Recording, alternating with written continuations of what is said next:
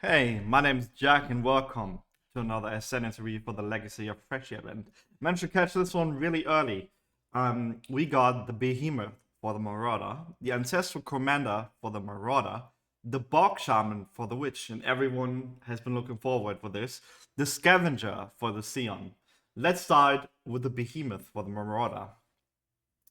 Starting over here with Dire Rampart, melee hits Fortify. Regenerate 0.2% of life per second per fortification. That is really good. Having straight up fort on all of your attacks without having to use a support gem, amazing. And then getting this is percentual life regen, right? You can easily hit 10 fort. Very very good. Next up, Rampager, 10% increased character size. Spell skills deal no damage. Your spells are disabled. Melee hits count as Rampage kills Rampage. Rampage is actually really good. The problem is like this: spell skills deal no damage. Like your spells are disabled. Like there's a bunch of gems that you want even on a melee character that count as spells. And you can gain Rampage through like other unique iron items a lot easier, and they like give you buffs depending on your Rampage stuff. So this one's kinda not that good, honestly. Tireless Frenzy, 1% increase attack speed per fortification, plus 10 to maximum fort. Plus 10 to maximum fort is crazy. That is like so much. And then 1% increase attack speed is like an additional nice bonus on top of it. Sheer Fury, 50% chance that if you would gain rage and hit, you instead gain up to your maximum rage. Plus 15 to maximum rage. Very good. Very, very good. Rage generation is normally, it's always like either you go berserker or you do some other stuff, use some other unique items.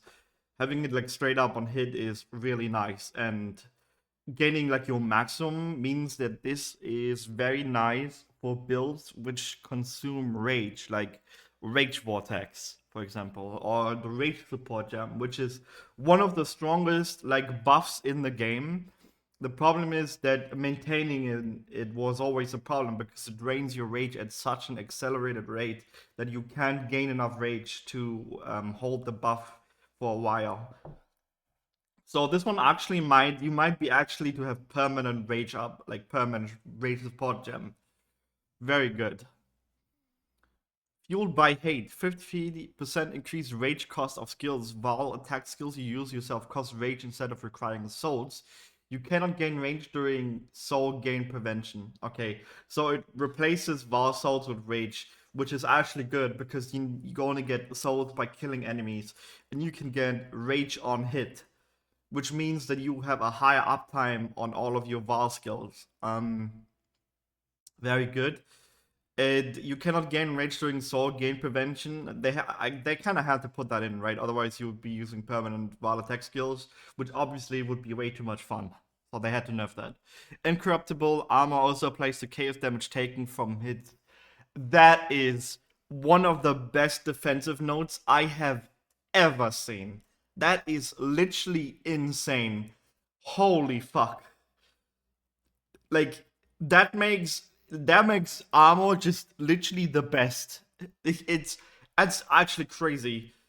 Normally, like chaos damage is the one resistance that almost all builds kind of struggle with because of how difficult it is to like stack chaos res. This right here solves the entire problem. That is insane. The best defensive note. I would always take this note. Steel Wilt, 2% increased attack damage per 450 armor. 10% chance to defend with double your armor for each time you've been hit by an enemy, reason up to 30%. Very good, right? Melee characters get hit all the time, so you will always be at 30%. And then like double your armor. My steel, like my splitting steel character had 90k armor, right? So that is 180k armor. That is like literally like 99% pretty much. Like you can't, like that is insane. Like this node is extremely good for sure. And then you get free attack damage too. Like if you take this 450, so let's say as said 90k, like which means 54,000 is 100%, 90k is 200%. That's a lot. Mental conditioning, plus 4 mana per 4 strength. Power of purpose. 80% of maximum mana is converted to twice that much armor. That is interesting. That's what I would have, like, this Ascendancy now would have normally fit on the Templar. But 4 mana per 4 strength. You might be able to do like mind over matter stuff with this. That's like you can do like strength stacking, and then you like mind over matter on top of your strength stacking because of this node. And then like that entire mana that you get from your strength stacking also turns to armor. That's really good, actually. Very enabling. Final blow, plus 10 to unarmed melee attack critical strike chance. Oh, Facebreaker and Doriani's Fist build. Your critical strike chance is lucky while on low life. Oh, you can definitely do some energy shield shenanigans with this. And like plus Facebreaker and Doriani's prototype. For those who don't know, there's a build called the One Crackman, and it's by a content creator whose name I sadly don't remember right now. He's called Joseph, right? Joseph, and he made this build. It's like one of the most insane, like high damage builds ever. And the reason why it's called the One Crackman is because you need to press the attack button exactly once to kill every enemy in the game, pretty much. I'm wondering if he sees this and is like, I can make him. I can make One Crackman version 3 with this. That's kind of crazy because 10% like base crit on an unarmed attack is insane. Normally, like unarmed attacks, I'm not even sure if they had like crit before. And then crit chance lucky, which doubles your entire crit. You can pretty much hit 100% critical strike chance on unarmed strikes, which is insane. Definitely very, very good build enabling node. Very good ascendancy for sure. Ancestral Commander next up for the Marauder as well. Let's start over here. What is this? We got like a wheel which gives you like 5 choices. Trigger level 20 summon Spirit of Calm skill when a totem dies while a unique enemy is in your presence. Trigger level 20 summon Spirit of Kafutora skill when you take critical strike from a unique enemy. Trigger level 20 summon Spirit Utula skill on taking a savage hit from a unique enemy. Trigger level 20 summon Spirit of Kiloava skill when you block damage from a unique enemy.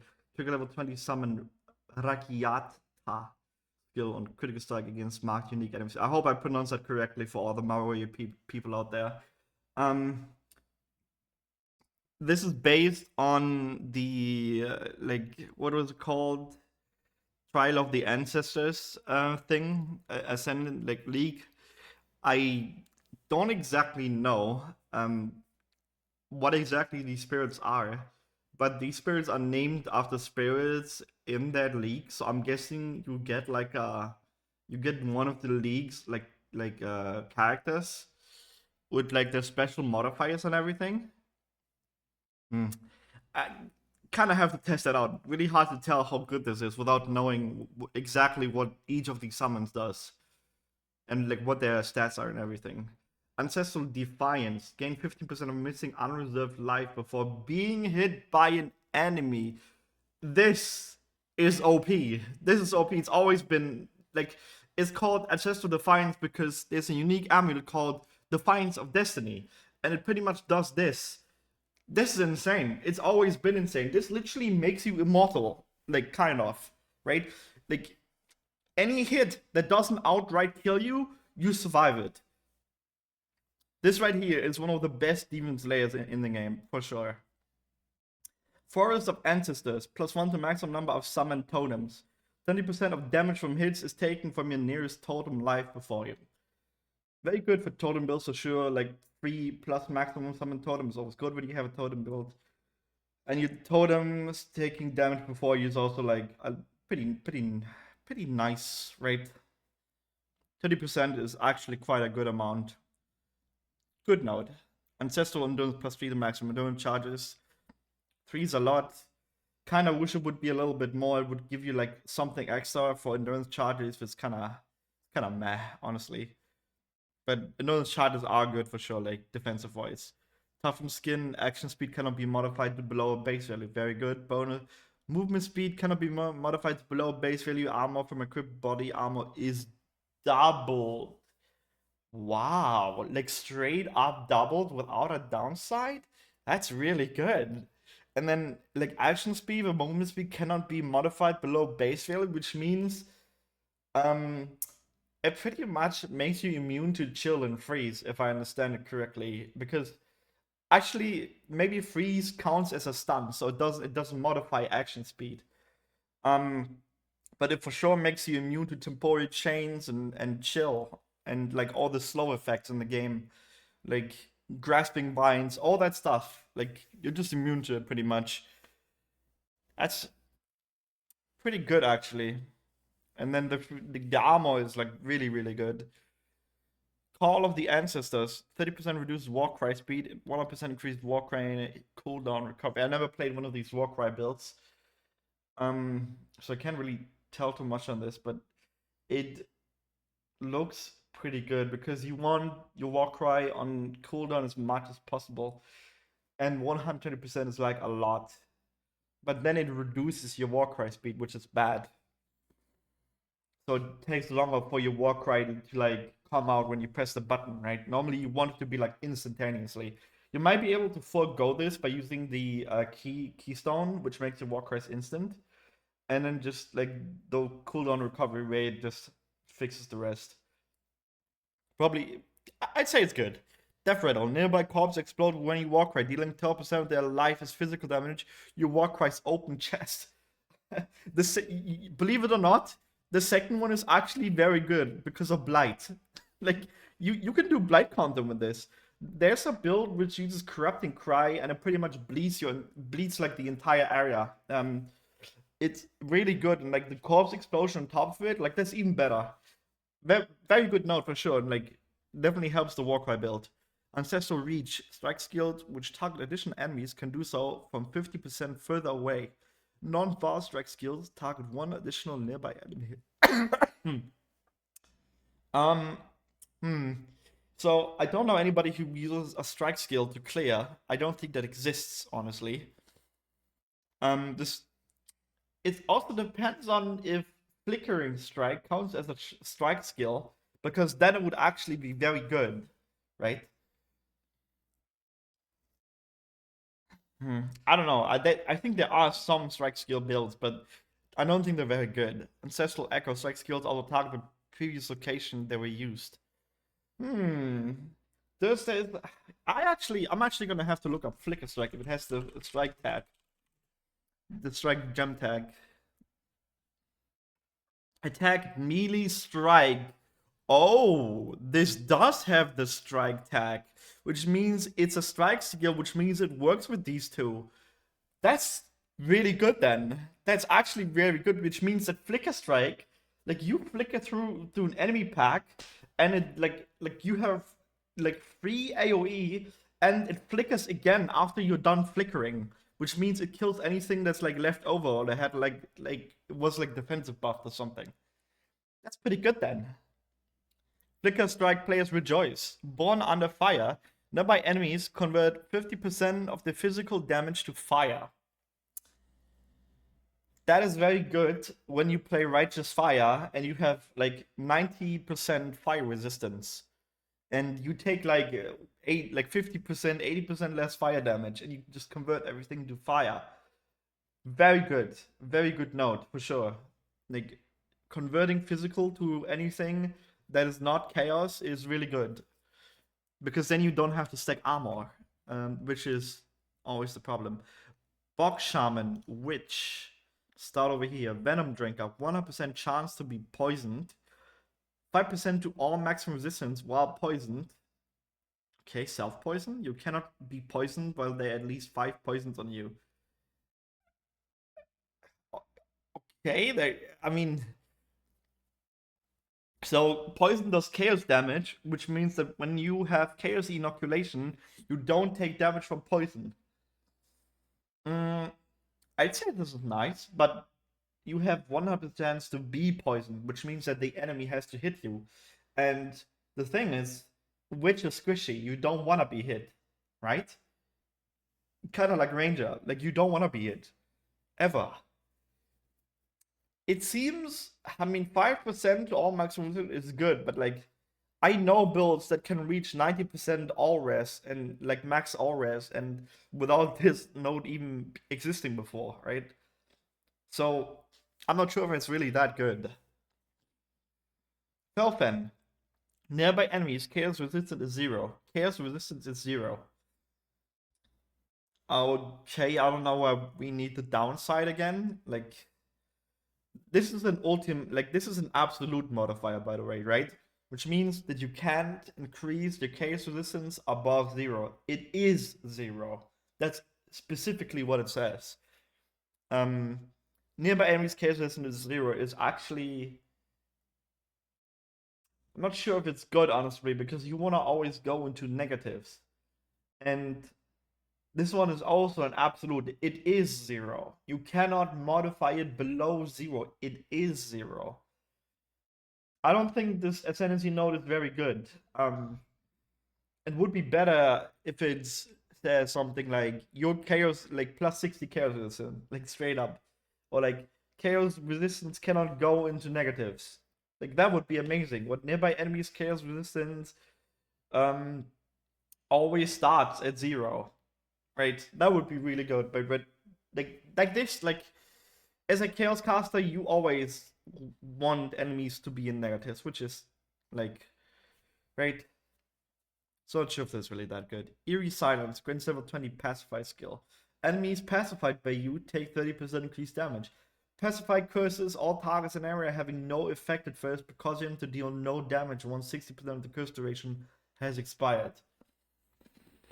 How does this interact with unique bosses? Because then it might actually be worthwhile to stack like curse duration and just curse an like a unique boss and they don't do damage to you anymore.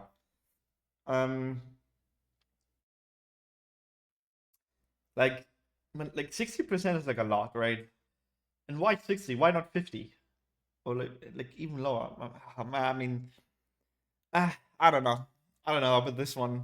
It seems kind of mediocre. Rotten Core, your skill steal you 100% of mana spent on upfront skill mana cost as physical damage. What?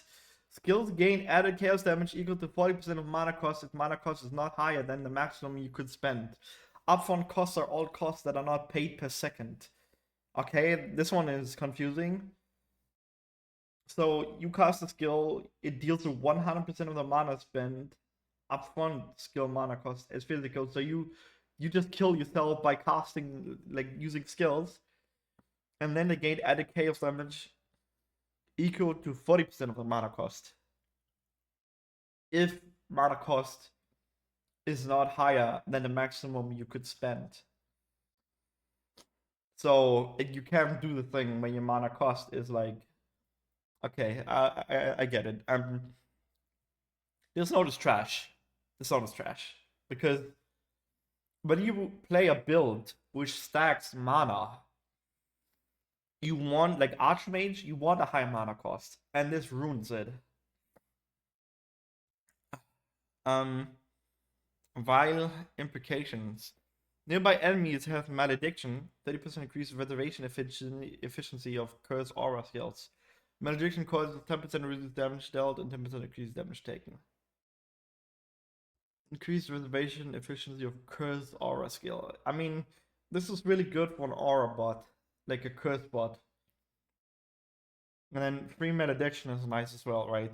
But it's okay. It's not bad. It's not good. Nightblood. Skills gain a base life cost equal to 20% base mana cost. Spells you cast yourself gain added physical damage equal to percent of life cost. If life cost is not higher than maximum you spend. What? What is it with these like weird way of scaling things? 80% of life cost. This is only great. Like, do you want me to have like 8,000 HP in like 10,000 energy shield and I just continuously lose my entire life. When like this makes sense when you use Dark Pact, for example, or like any skill that has like a like base life cost already. I think like this is viable with Dark Pact for sure because it adds physical damage to it, but other than that, I can't see any other applications. It's kind of, I don't know, kind of have to try it out, or the kind of thing you have to test. Toad Pack, -20 to all elemental resistance, 50% increase projectile speed, 50% increase area effect, 50% increase still effect duration. This is not good. In fact, this is not worth even taking. Like, it's only increased, and it's only 50% for -20 to all elemental rest. This is not worth it. This is not a good note. Why are we putting in downsides again? Pandemic, lose 5% of life per second if you have been hit recently. 40% more damage over time. Wow. 40% is like insane. That is crazy amount of damage for dot builds. Actually insane. Lose 5% of life per second if you have been hit recently. Is not too bad. You can like outweigh it pretty much, or like you can just not get hit, right? Haha. Don't get hit. I mean, it's kind of impossible to not get hit, but you can definitely outweigh the life loss with like your own life regen. Kind of have to invest a little bit in life regen for sure, but it's doable for sure. Because 40% more is like it heavily outweighs the negative here. Sanguine Power removes all energy shield, gain maximum life instead of maximum energy from equipped armor items. Plus 3 maximum life per level. Why? Why do we have a downside again? Stop this. Like, why -3 maximum life per level? Why? God. But nonetheless, we've never had the chance of reaching these high amounts of life on your character, right? Energy shield can go literally to like 20,000. We've never had like 20,000 life before. That's actually kind of crazy. Mm.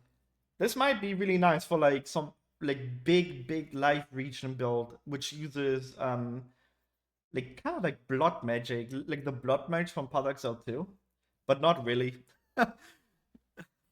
I mean, I see some applications, some niche applications here for sure. Next up, we got the Scavenger, and the Scavenger is actually so big, we have 3 whole screens for it. Let's start with this 3. So, actually, no, let's start with this side because you come from here, right? So you gain 2 passive skill points, and you get over here, and you can choose, I'm guessing, one of these, if I understand correctly. So what we got? Stasis Prison, 50% of damage taken recouped as life. That's a lot. Like 50% is insane. And together with the skill nodes on the tree, you can probably hit like 90%. That's actually crazy. Debuffs on you expire 50% faster. Okay, god damn it. They thought about it. Only damage from hits can be recouped over 4 seconds following the hit. Yeah, so dot damage is not a hit, so it doesn't recoup. Remember that. That's important. Cloak of Flame, 40% of physical damage from hits taking fire. Once again, good defensive layer. We always want to convert physical to fire or cold or lightning.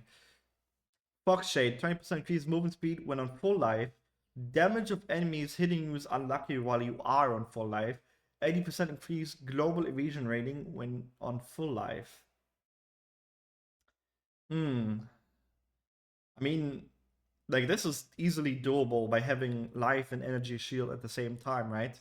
And then having like a chevron so chaos damage doesn't go past life. So you count on full life. I think chaos inoculation also counts you on full life.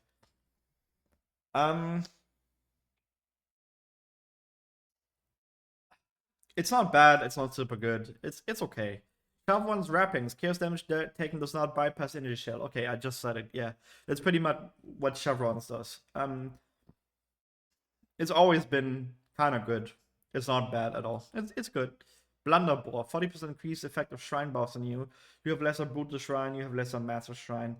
These are both like the melee shrines. One of them makes you like bigger and more life, which is massive, and brutal gives you knockback on hit and more physical damage.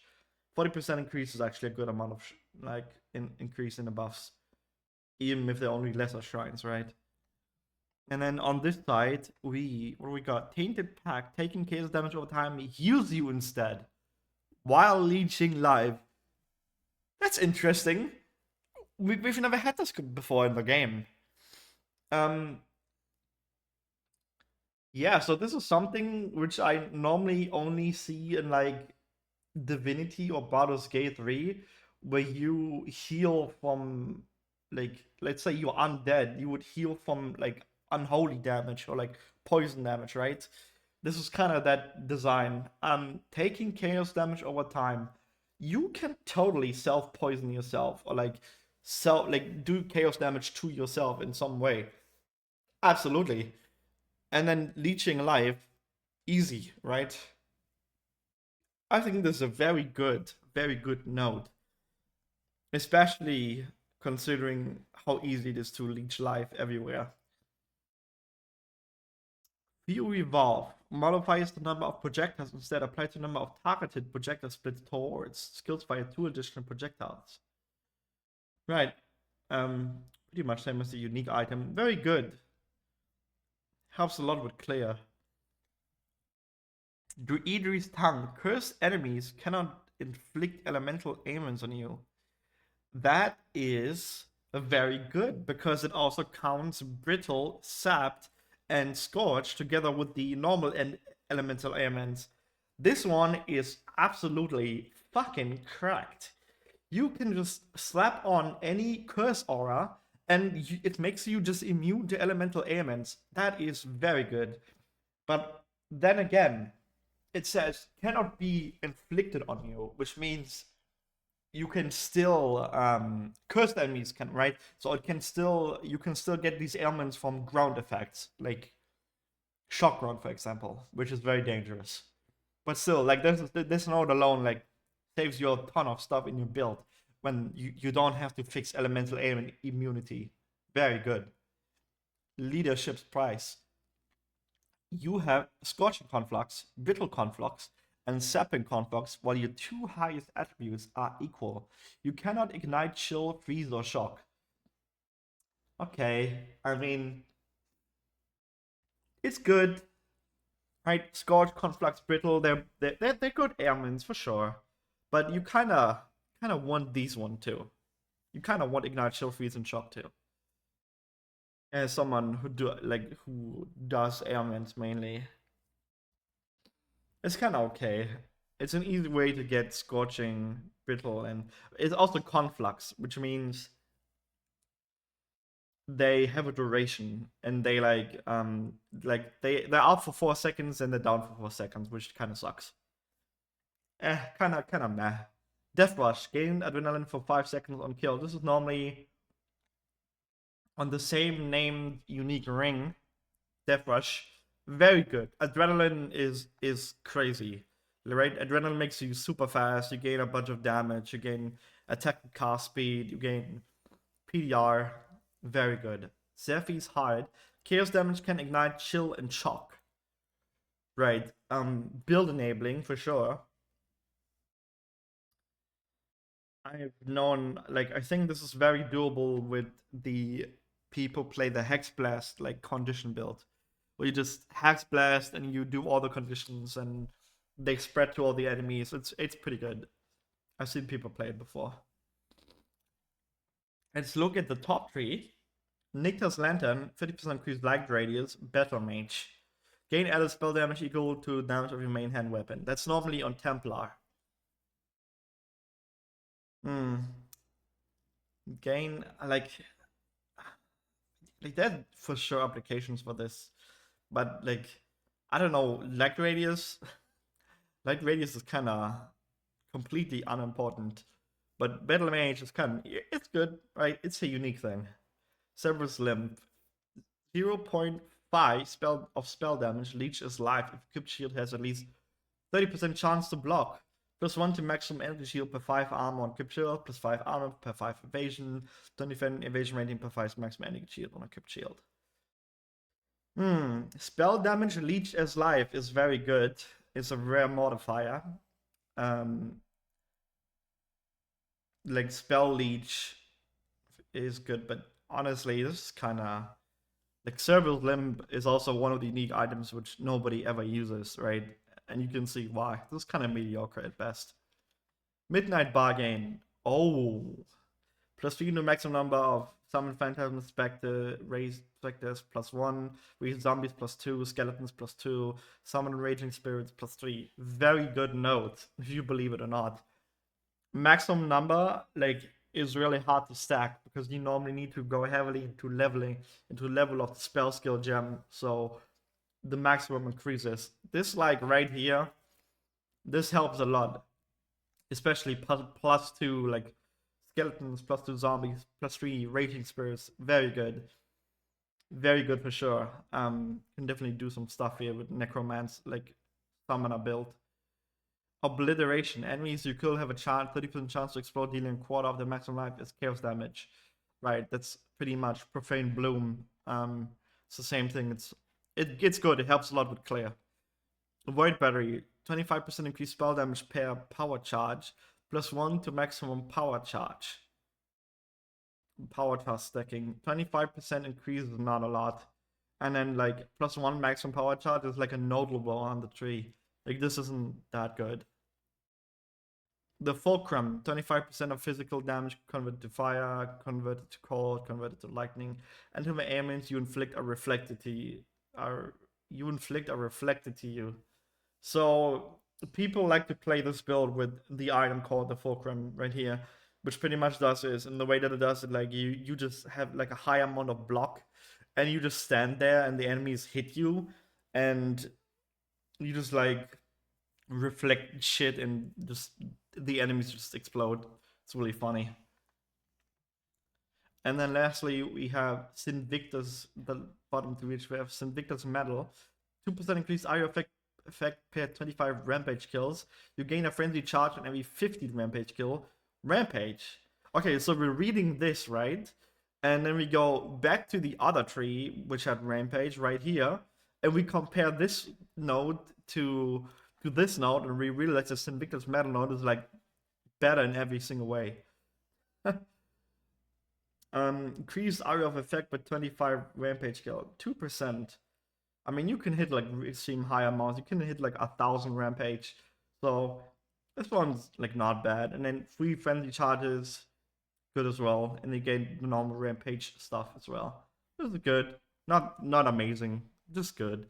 Soul Taker, insufficient mana doesn't prevent your melee attacks. Your physical damage can chill. So this one right here is amazing because this is one of the like modifiers that you want, but you don't actually want to use the Soul Taker axe because the axe itself is not good. When you're a melee build, you want a weapon that's like high damage and stuff, right? So this right here means that you can finally use this without having to use Soul Taker. Which means you can stop caring about your mana problems. Like mana problems, I don't have mana problems, I have Soul Taker. Very good for sure. And then the physic damage can chill on top of it is amazing too. This right here is build enabling. There's gonna be a bunch of stuff coming out of this one. For sure. Like super high damage builds, which normally you can't play because you have mana problems, but now you can just take this instead. Doomfledge, gain 20% of physical damage, extra damage of each element. Right, so like elemental arrow build. It's good. Like 20% is a good amount for sure. Oral Sacrifice, Cutting Strike against burning enemies, gain a frenzy charge if an attack ignites an enemy. Okay, so Oral Sacrifice is normally used with Flicker Strike to regen frenzy charges, and then just keep on flickering. So now that this is an Ascendancy, it means that you can use any unique sword for Flicker Strike, which is crazy, honestly, if you think about it. Which means that people are gonna use like Starforge and Voidforge and all the other like super high like damage items, like a really high 800 like PDPS, like Valax or something. And then you also get Culling Strike against burning enemies. It's 10% Culling Strike. It's not the Slayer Culling Strike, which is 20%, but Culling Strike is Culling Strike, right? It's good. It's very good for sure. Starforge. Your physical damage can choke, 10% increased area of effect for attacks. So your physical damage always chokes. That's nice. How high is the shock, right? because right here it says shock increase damage taken up to 50%, depending on the amount of lightning damage in the hit, which means, is it based on the physical damage because your physical damage can shock? Is what I'm guessing here, because that would be very nice, which means you could probably always hit 50% increased damage taken, which is very, very good. It's a big damage increase. Tahoa's Felling. Trigger level 20, Tahoa is chosen when you attack with a non-bar slam or strike skill near an enemy. I remember this being on one of the Marauder Ascendancies, and I do not remember what the Tahoa is chosen of. I just remember they're kind of good. So I'm guessing it's good. And that is the Scion. Like a lot of mixed stuff in here. Like some is good, some is bad. Like some stuff is like build enabling, not bad at all. And those were all the ascendancies. We got 19 in total, if I can do math. 3, 6, 9. Right. If you like the video, leave a like, leave a subscribe. See you around.